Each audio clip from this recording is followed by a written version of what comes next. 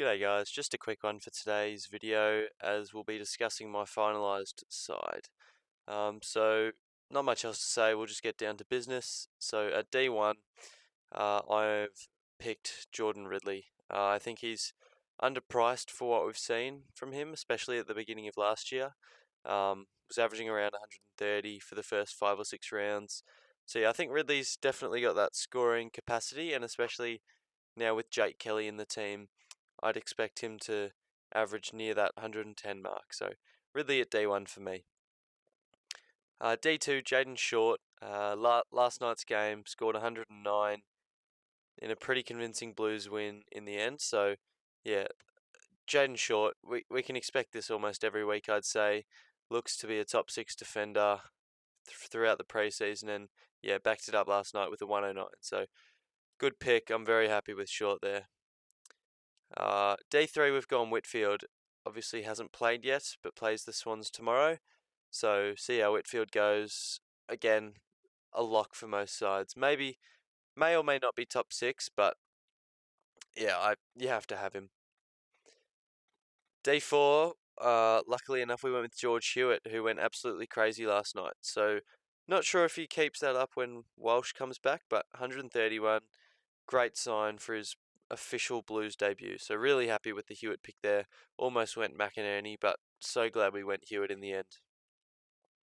Onto the rookies at D5, I'm picking Mitch Hinge, named on the wing for the Crows game on Sunday. Should have decent scoring, but we'll see if he can play most of the year without getting injured. That shoulder isn't too great, so we'll see with Mitch Hinge.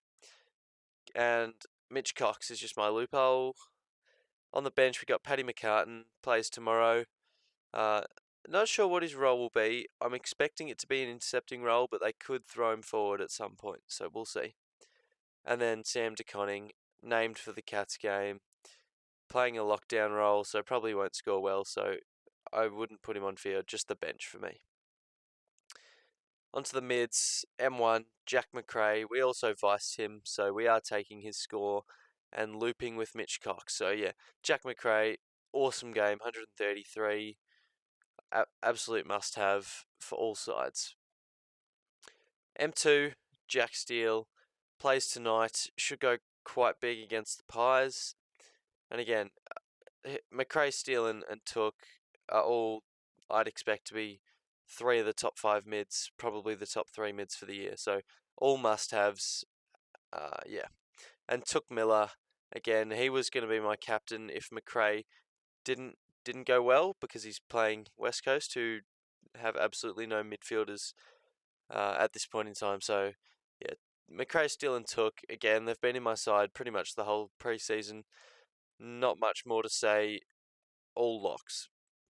Lockie Neal, another lock. No surprises there. Matt Rowell, I have faith that this bloke averages 100 plus. So see how he goes. But in terms of midfield mid prices, I know Cripps is about 100k more than him, but yeah, him and Cripps, I'd expect to average 100 plus. Berry at M6 should make quite a lot of money quite quickly. Probably won't be a keeper, but have to have him. And then the 2 rookies, Horn-Francis and Dacos, 2 highest owned players in all of Supercoach. Must-haves, we know what they can do. Ward as well. He's been named to play, which is handy. Should get lots of mid-time, because there's a few injuries and COVID cases around the Hawks. So yeah, Ward hopefully has some decent scores to start off the year. Soligo, not too sure how to say that, but named to debut for the Crows this week. See if he keeps his spot when Laird comes back. But yeah, again, round 1 rookies, when they're named to play, you'd almost have to pick them. So Soligo at 117, good value, should make a bit of cash. And Connor McDonald, also named for the Hawks. No surprise there. Onto the rucks. Gawn and English, my 2 rucks, played against each other. And yeah, Gawn, 92, below average score for him. Timmy English, 123, awesome stuff there. So cannot complain with English at all. He'll eventually be in the forward line. Awesome game from English. And Gawn gave away 7 or so free kicks. So if he can cut that down to 1 or 2, he easily goes 110 in a below average game for Gawn. So not too disappointed there. I know people will trade him out because that's just what people do. They throw in rage trades here and there, but yeah, for me, not much to worry about with Gawn. And then Jack Hayes, named to play tonight, should make quite a bit of money before Paddy Ryder comes back. Onto the forward line, Dunkley scored 117. He'll be F1 this year without a doubt, absolute lock. Butters again should have a permanent midfield role, must have for me.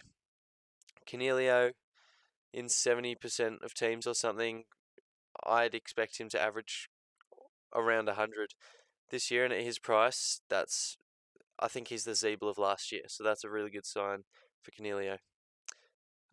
10 minutes before the game last night, I ended up trading out Cherry and brought in McGovern, and I was so excited when McGovern was on about 55 midway through the second quarter, but then really did nothing after that, and had a bit of an injury scare at the end.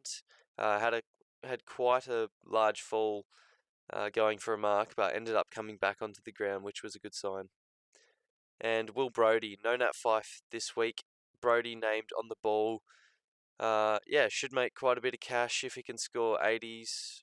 That's can't ask for much more. And Josh Rochelle, must have rookie in the forward line. Kane Baldwin named to play.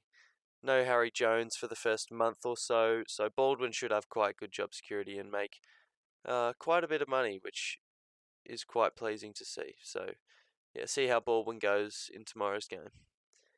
And Hugh Dixon, the last rookie I have on field. So that wraps up how the side is looking for the year. I don't think I'm making any more trades for round 1, but thanks for watching. Cheers.